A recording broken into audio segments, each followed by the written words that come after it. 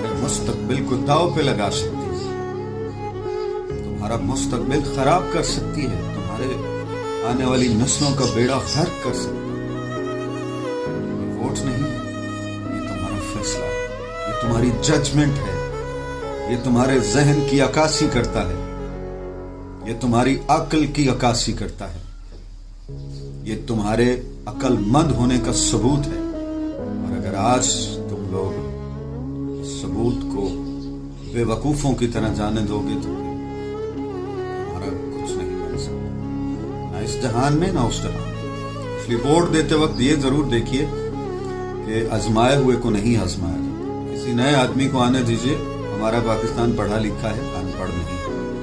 किसी अच्छे आदमी को आने दीजिए ताकि हमारा मुल्क बेहतरी की तरफ गामजन हो। Thank you so much. Vote का ख्याल।